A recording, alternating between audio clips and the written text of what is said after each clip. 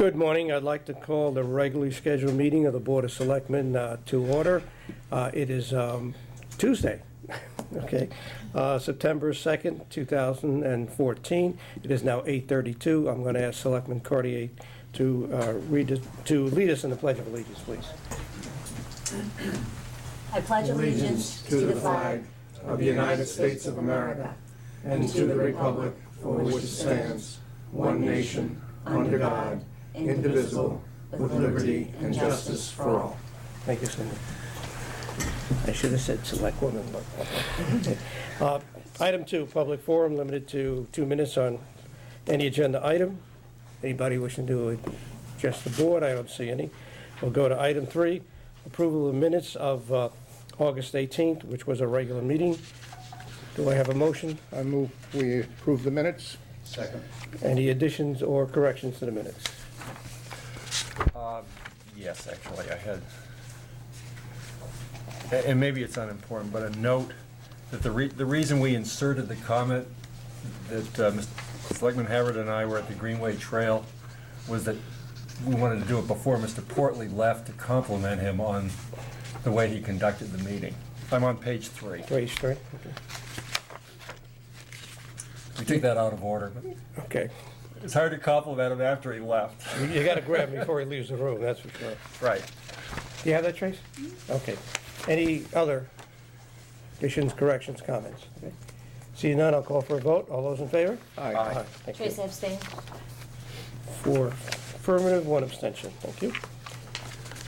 Item 4, Deputy Chief of Police Jeff Hutchinson, 4.1, discuss and take possible action to waive the bidding on a police cruiser.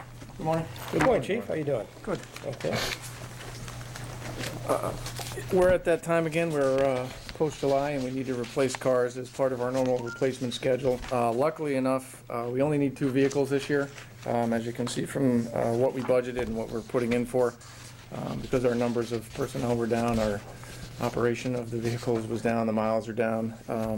So what we're proposing and what the Police Commission has voted to endorse is the replacement of 1 patrol vehicle and 1 administrative vehicle. We're asking that we can purchase these under the Connecticut contract through MHQ, which is the vendor that has the contract for the Ford Explorer Interceptors. The advantage to doing that for us is it's a one-stop shopping, because in addition to the vehicles themselves, they have the bid for all the components, equipment, and installation of everything. So those vehicles, when they're purchased, they get delivered to MHQ. When they come back out to us, they're ready to drive, except for putting the stickers on them, which is a separate vendor that they haven't bid for. So what we're asking, as you can see from what we've put in on the budget, is to purchase the vehicles and the vehicle components. You'll see there that I put a negative $4.19 for what we proposed and what was budgeted. Selectman Mazza pointed out the other day that we actually have $18,000 budgeted for the components. However, internally we break down that a little more. So we still have to purchase radios outside of this contract and the graphics for the cars. So if you add those in, that's where you have the $4.19 shortage, which I'm hoping you all are okay with. I heard a rumor that you and the chief were going to throw in $4 to cover that. $2.10 each. I'll do $2.09. You can do $2.10. It's because he's not here. Yeah. Now, this means that since we're going through the state bid and the what was the vendor? MHQ? MHQ. Okay. They're going to get the car ready. We don't have Public Works having Right. to do it. It's what we did last year as well. Okay. We did it through them and followed the same process. It's important to point out also that the vehicles have been held to pricing for 2 years in a row now. They haven't gone up at all. So that's an advantage as well. But yeah, it gets delivered directly to them. It gets outfitted for our specs, and it'll get delivered as soon as the sticker goes on it. It's ready to go. Okay. And I see it's been approved by, excuse me, by your commission. Correct. So, Yeah. I would move that we waive the bidding and approve the police cruisers as presented. Second. Motion has been made and seconded. Any discussion on the motion? Seeing none, I'll call for a vote. All those in favor? Aye. Unanimous. Thank you. Thank you.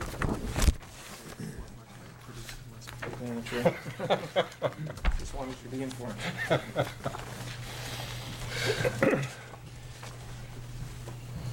Item 5, Park and Recreation Director Rick Maida, discuss and take possible action to authorize the purchase of a new 16-foot mower for Parks and Recreation. Morning, Rick. Good morning. Well, You the wanna good bring news is we are Tony not to going the to be table, over. too? Tony, you're welcome to come up. The good news is we are not going to be over by $4.19. We're under budget. You're going to be over by more? No, no, Oh, we're- okay. no. We have budgeted 98,000. I and just this wanna, is 86. Like mention that Rick is joined by Tony Anicelli, which is your maintenance foreman, correct? Yes. Okay. Welcome, Tony. Thank you. So we have approved in the budget $98,000 for a new 16-foot mower. The one we're replacing is a 1999, so we've had it 15 years. And we'd like to continue with the Jacobson mower, which is what we've had for probably, well, the one we got in 99, we have another one that precedes that, so it probably goes back 25, 30 years that the Jacobsons have been a good, strong mower for our maintenance crew. And it's a 16-foot mower, it's a big one, it mows all the big athletic fields, the green, and all the big areas that we do.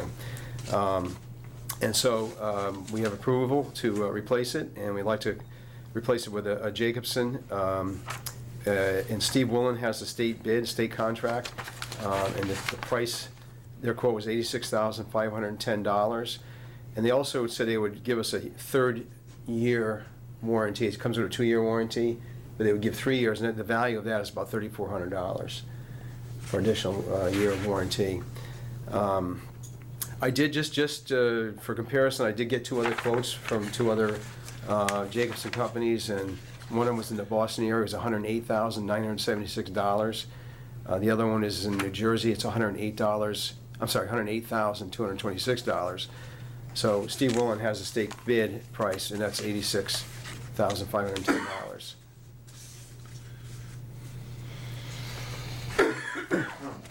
And he's the only Connecticut dealer. Yes, yeah.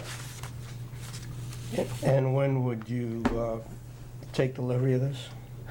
Well, if you approve it, well, as soon as the purchase order is ready, we'll send a purchase order out. And I think they have them in stock. We can probably get it within a month. Okay. When you said you had an older one, you just meant an older Jacobson. You're not replacing the newer of the two, or? No, we're replacing the older one, but we had one, the one that we bought in 2006 before. replaced another Jacobson. In fact, the one that's at the fairgrounds was our old Jacobson.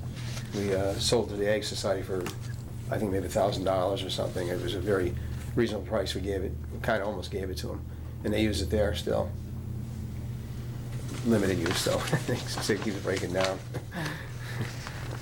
What would you, I know it's been approved in the capital budget, that's November. What would you do with the one you're replacing? Well, we can either seek to trade it in, or, if this board would like to consider, for a cost, selling it to the Ag Society. I think they probably would be interested in it.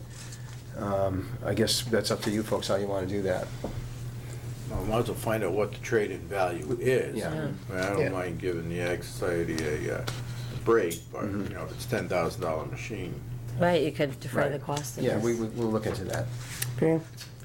Just a reminder that we do have a policy on, the sale of used, of the old vehicles. And so we would have to put that on the website and offer it up to everyone, and the Ag Yeah. Society could bid on it. Yeah. So, but would it be good to get a trade-in value, so we have an idea, or no? Absolutely. Okay. Yeah.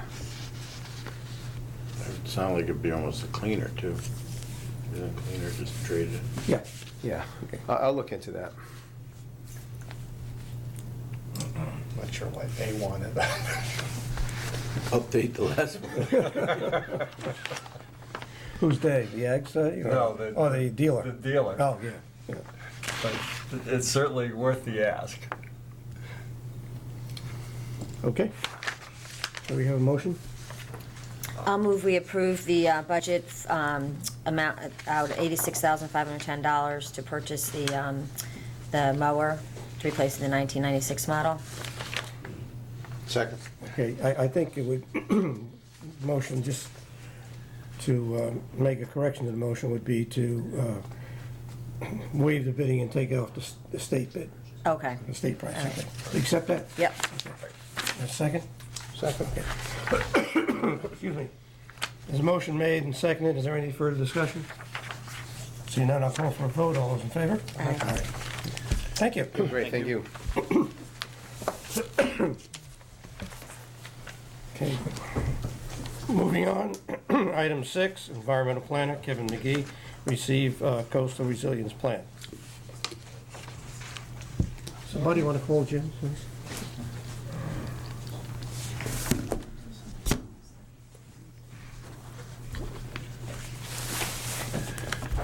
Good morning, Kevin. Good morning.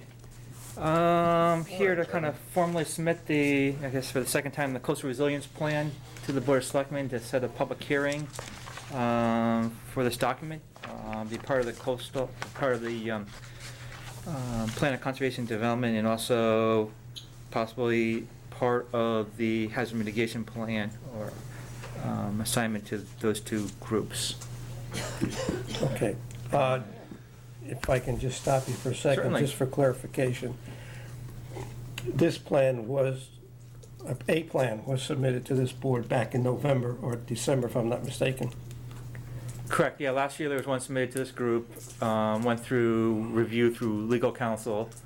Edits were made within the plan to answer the questions of council, and new documents put together.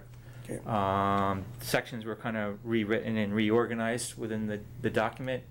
One, to create better flow, we switched chapter 5 and 6 to create a better flow from building standards then into acquisition instead of kind of having it jumbled up there. So yes, there was several changes made over the past couple months. So it went through a statutory review.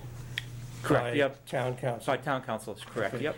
And so now what you're submitting here is a revised plan after statutory review. Correct, yep, Okay. yep, and they basically had two concerns that came up was, one was dealing with an authority to kind of oversee this document. We made wording in the document saying that would require statutory changes to the regulations by Hartford.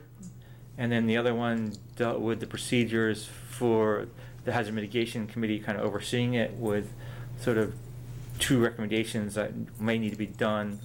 One, revisions made to the hazard mitigation plan so that it becomes part of it and under their authority, and the other part would be change in the board's authority, hazard mitigation committee, to also oversee the coastal resilience plan of the two options. Okay. And I believe now that you've submitted it to the Board of Selectmen or made an official presentation, the clock then begins to run, so the planning and zoning can now begin to have a public hearing on that plan. I believe George is looking for having a combined public hearing with this board and the conservation, and with the planning. I don't believe you're correct on that. Okay. I believe that That's been revised. that's been revised, yeah. Okay. The public hearing has to be held by planning and zoning First, Joe, is what you're First. saying, okay. first, yes. And then after that, this board can have their own public hearing. No problem. Okay, all right. Am I correct on that? No, that's correct. Okay. And it's an optional. And right now, they also, George will submit the plan to the Regional Planning Commission and also to DEEP, which is required Okay. under the statutes. But So there's a lot of 35 days for each one of those, I believe. But the clock starts to run now, so planning and zoning, and I believe they have already set a public hearing date. Correct me if I'm I wrong. believe you are correct. Okay. Yep. That will be within the 65-day period. Right. So that's why it was critical that we receive the plan at this meeting. Right, yeah. Okay. So do we Is set, everybody clear with that? yeah, so do Okay. we set the public hearing now, or we wait until planning and zoning? No, is we done? wait till planning and zoning. Okay. Okay, because they have a shot to make a changes. Right, It's okay, optional on your part whether you want an additional Right. public hearing. okay. And the reason I'm trying to clear it up because there's been a lot of confusion on that. Yeah. Okay. Okay. Gary? Oh, I thought you had something. No.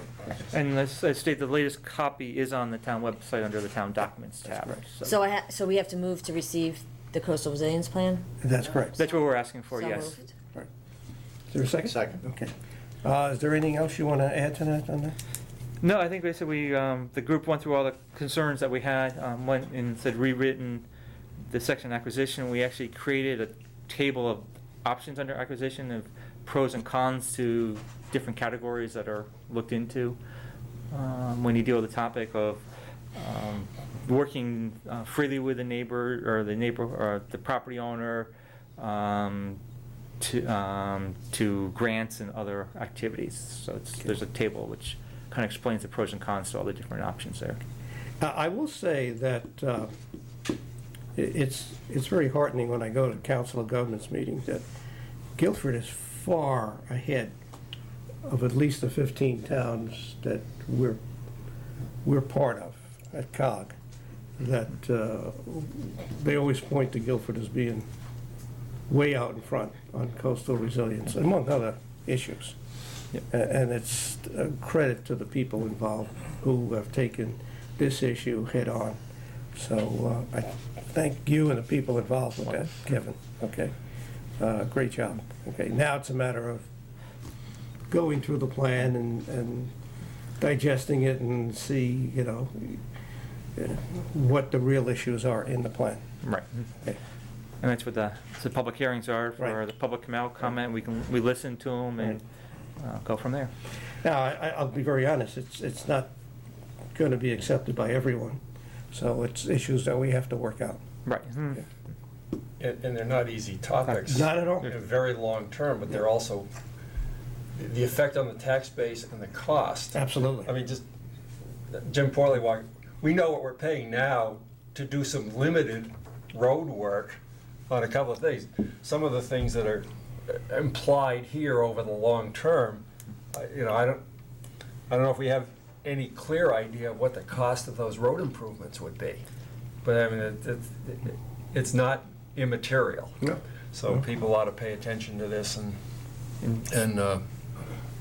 focus on it. Exactly. And some of these aren't local issues, or some of these issues are brought up, or things that the town will need to work with state and possibly other federal Yeah. partners on, because a lot of the road issues that we do have are state roads, which will require some interaction with the state Right. with those roads. Perfect example, And 146. Yep, Neighbors, exactly. Brantford, Perfect yeah. example. Yep. Okay. So, All right. Anything else on that? Okay, we received it, Kevin, thank you. Yep, thank you. All right. Do we have to vote? Yeah, I Yeah, made a yeah. motion. Yeah, that's- Second. Thanks, we didn't vote. All those in favor? Aye. Thanks, Charles, I just went by that.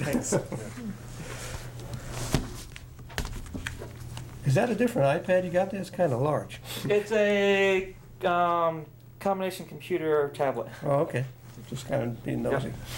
All right. Thank you again, Kevin. You're welcome. Item 7, Town Engineer Jim Portley. It's been revised. We've got 2 items, 7.1, discuss and take possible action on the recommendation to town engineer to reduce the road bond for Andrews subdivision, Alexander Drive, and Andrews Lane. Good morning, Jim. Good morning. How's everybody? Good. This road has been under construction for a long time. It was built back when the economy was better and expectations of building were better. But it now is at a point where Joe Russo wants to get the town to accept it. So he's gone ahead and paid for the second course of paving, which completes the road construction. So we have at present a $75,000 bond to cover construction. This last bit we require bond we require until the road is actually accepted. So it has to go through one winter before we finally can accept it. So I would recommend to the Board of Selectmen that the road bond be reduced from $75,000 to $21,700. So moved. Second. Before we take a vote, I have a question. Jim, 2 things. Obviously, we've been plowing this road for Yes. a couple of years. Okay. Has any additional work been done to this road Yeah. since then? By Russo? Yes. Yes, they repaired curbs Okay. that were damaged by snow plowing. And there were a couple of places where because of the construction activity, potholes had developed. So before they put the final course of paving, they put a leveling course right down the middle, covered all potholes, any kind of defects that appeared to show up, and then they put the final inch and a half of pavement on the whole Okay, job. so that will be done when, or has it? That's all been done.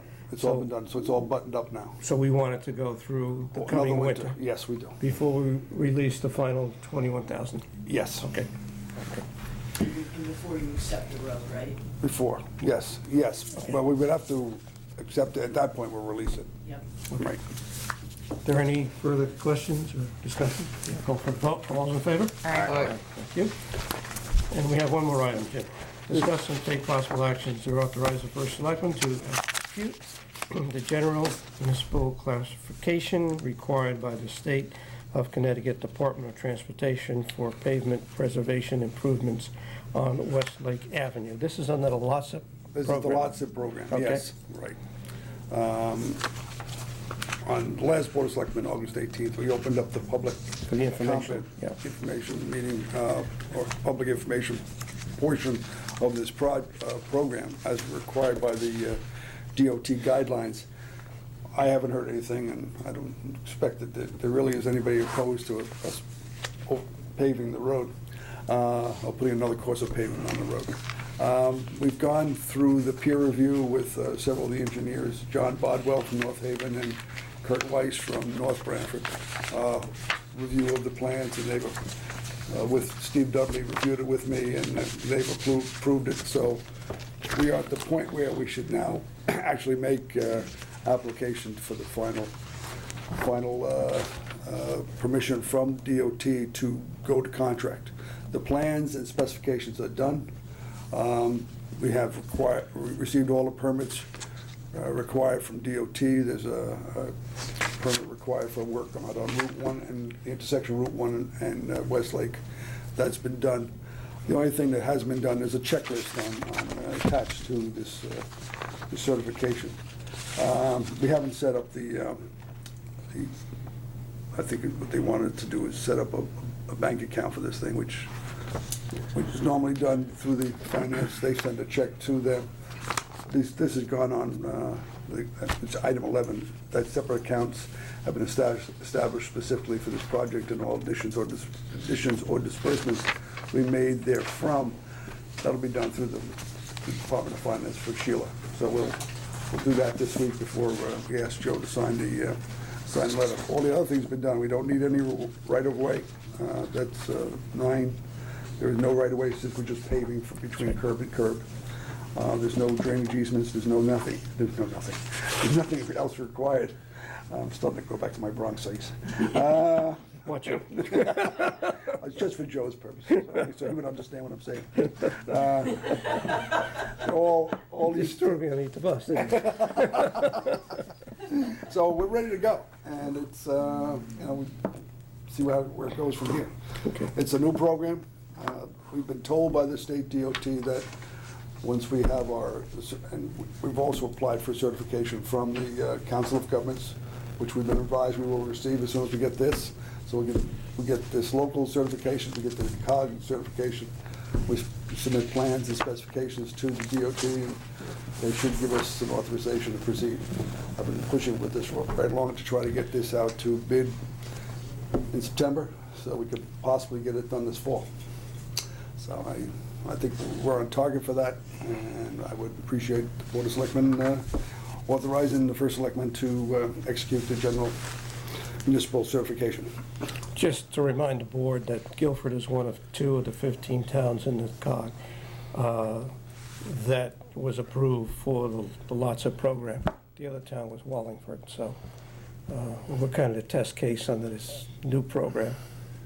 And they're all waiting to see how hard it is for us to get through. So, Then they're gonna go through. do we need a motion? I would move that we authorize the first selectman to sign the general municipal certification as presented. Second? Any discussion on the motion? Seeing none, I'll call for a vote. All those in favor? Aye. Unanimous. Thank you, James. Thank you. I just want to compliment you again on Old Quarry Road. I was down there yesterday. Oh, yeah, it's coming good, isn't it? It really, Yeah. really looks good. Came The out guys great. guys Thank you. did a great job. Tom Filion and the Public Works crew deserve all the credit. Wow. They were terrific, and the very nice part about it is that every person we met down there, along the road, I don't know about anybody else traveling through, spoke very complimentary about the way the guys handle themselves, how good they were in keeping traffic flow, up, so it wasn't a problem for them. So it was really a kind of a gratifying experience. Thank you. And in linear feet, it's a pretty long road. It's about 0.8 of a mile from Yeah. 146 all the way down to the turnaround. So Turnaround, it's a good piece of road. For the board's information, how high did you have, in elevation, did you have to raise the At the road? highest point, we went approximately 3 feet higher than what was the original road, 2.5 to 3 feet. It was, it's in that range. It was a road that, because of the severe crown that was in that road originally. Yeah. It only may be 2.5 feet at the center, but the sides were, some places there was a foot of crown between the center line of the road and the gutter. So all that had to come up, and it was quite a bit. And, did a lot of it with the millings. We acquired over the years. Millings were free, and they were a Yeah. good part of what money we were able to save and be able to use on other shoreline roads, is the fact that we've been able to utilize what we have had and been stockpiling a number of years. I know last year, we took some criticism for stockpiling all those millings near the Mannix property. It looked ugly, but it paid off. I'm shocked that that pile is gone. See, I mean, it was a big pile. I thought it'd be there for years. it paid off because it saved us, no pun intended, a ton of money. A ton of money. Because we're able to use its free stuff on projects like this. Right. And it's excellent material. Yeah. The thing that allowed us to continue to operate. We put it down, rolled Yeah. it, and people could still travel without stopping what they were doing. And It wasn't mud. Excuse me? It wasn't mud, it was actually something No, to it was drive on. terrific. So we gotta get up there. But again, going back to the discussion we had with Kevin, this is what we have to do on our shoreline roads. That was the most difficult part about the design of this. They talk about coastal resiliency. They've discussed this now for a couple of years, where the water level's going to be after all the climate changes that are going to occur. And the projections were from 6 inches to 5.5 feet. So at some point, we just made a decision that we were going to elevate it to the point where we are higher than the annual high tide, and added some. So we were able to elevate it up to the height I talk about. It's not going to elevate that road. When we have a severe hurricane, it's still going to have water. The flood maps tell us that the water can, and Hurricane Sandy tells us the water can be up to practically elevation 10. We're nowhere near that. But we're going to have plenty of warning, and those kinds of events, people are going to either hunker down at higher elevations or get the heck out of there. But for yearly use, day-to-day use, it's fine. And for most storms, for most winter storms, it'll be fine. But it's an issue that all area towns along the shoreline are going to have to deal with, this rising water elevation. We've seen it. We've seen it rise about a foot. But the issue we had down there was maybe 10 times a month. Those people, for a couple hours, couldn't get in and out of their homes because of that. It's very dramatic when you start hearing them talk about it, the fact that they can't get home from work on a regular, daily occurrence because of high tides and, just small storms. So as I said, they're all they were amazed that we raised it up that high. And some of the people who lived down at the end were advocating for this project. They were amazed that we raised it that much, but we have to. To guarantee that they're going to be able to get home. So it's just the beginning now, as you said. It's this whole climate change and its impact on our roads is just beginning. That's the first. We got Tuttle's Point. People are looking for something there. Chaffin, and then 146 is the big. But we also have Seaside. Yeah. You get the lower Whitfield. It's a big issue. But good, thank you. Thank you, Jim. On a smaller scale, and I'm sure there's those that object, like the bike riders who made a couple of comments, but my our section of town was chip sealed, and the compliments from people were generally good. People were very pleased with the process. Good. The convenience or lack of inconvenience and so on. So I think last night we were at dinner with 9 residents, all of their streets got chip sealed, and they were all pleased with the process, so. Good. None of them were bike riders. I mean, that's where I got the flack from the bike riders. Why are you doing this? It makes it terrible. But Well, you know, but that only lasts 10 days. And they They started, were out sweeping this morning. yeah, they started sweeping Thursday. There was That's a- what I said. there- You know, there was a- that'll go away. There was some bike event in Madison over the weekend, and I get called by Bike Art about could we sweep Opening Hill in Norton Town, which had been chip sealed, and those were done on Thursday. So, and there wasn't any screams on my phone this morning, so I assume It they wasn't were. all done on Thursday. Not all of it, no, No, they were but doing that's what I something. asked them to Opening Hill, and that's what I told them Opening to Hill. start over there. Okay, because Norton Town wasn't that. Well, no, not up your way, but they had the loop that Oh, was okay. for Madison. I see what you're saying. They're going back down. And Yeah. I really only had one complaint, and I had asked them to sweep, because some woman wanted to have the road, have the chips removed from the road because her grandchildren were coming this weekend. So. And they had to be out there with their bikes, so I'd make sure they were swept on. Is that you went up yourself? Jim was out there with her. Absolutely. I'm good with a broom. All right, Thank you, James. thank you. Thank you. Bye-bye. Well, let's do appointments and resignations. And then, before we get to 9, use of the town property, I have one item to add to the agenda. We didn't do that yet, so, but let's do appointments and resignations, number 8. 8.1, act on a recommendation to appoint Walter Hairhausen to the Water Pollution Control Authority. Do I have a motion? Second. All those in favor? Aye. 8.2, act on a recommendation to appoint Claire Kincaid Dunn to the Park and Recreation Commission. So moved. Second. All those in favor? Aye. All right. Act on a recommendation to appoint Keith Harvey to an alternate to the Harbor Management Commission. So moved. There's a second? Second. All those in favor? Aye. Act on a recommendation to appoint Laura Malice to the Conservation Commission. So moved. Second. All those in favor? Aye. And act on a recommendation to appoint Philip Johnson as an alternate to the Planning and Zoning Commission. So moved. Second. All those in favor? Aye.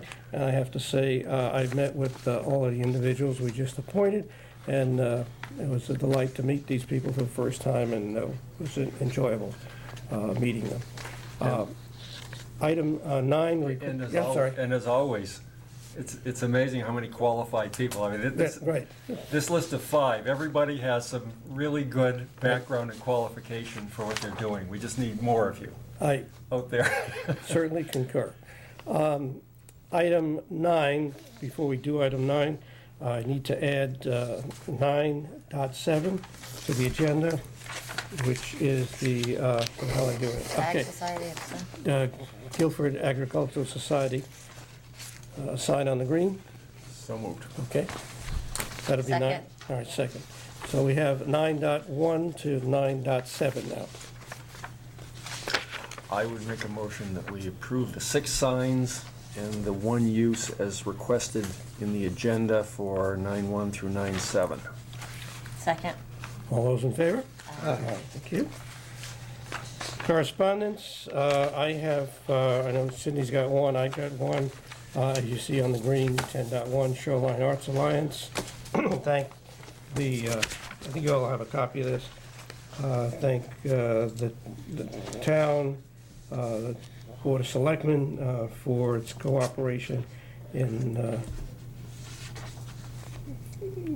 production of King Lear. I guess Cindy was my stand-in this year. I chose not to make a fool of myself on the stage. And I heard Cindy did a good job on that. But again, the Shoreline Alliance, thank the town and the Board of Selectmen and all the departments that helped make it a successful Shakespeare on the Green. So Joe, they were ready to give you your Tony this year. yeah, that'll be today, okay?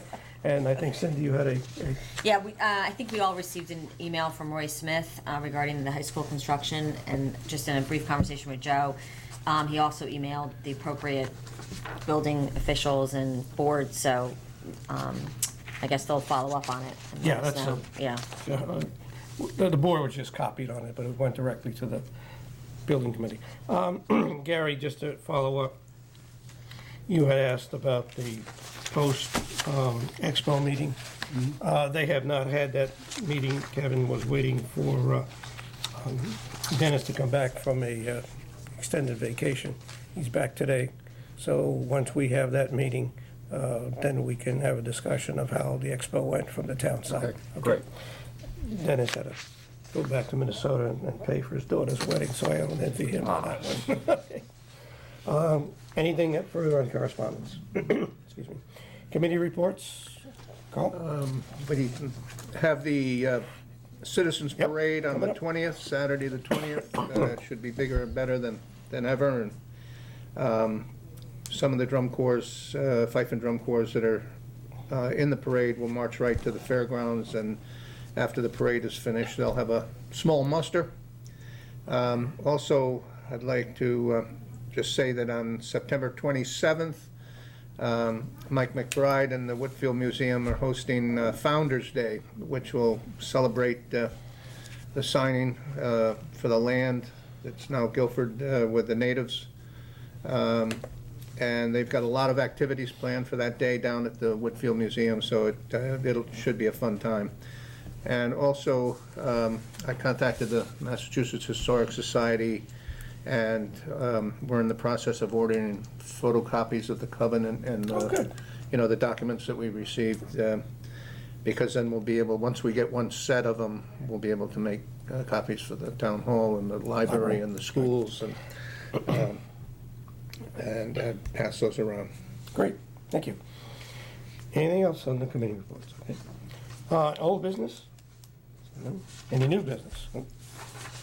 Okay, if not, I'll ask for a motion to adjourn. So moved. Second. All those in favor? Aye. Aye, thank you, everybody. We're adjourned at 9:10. Carl.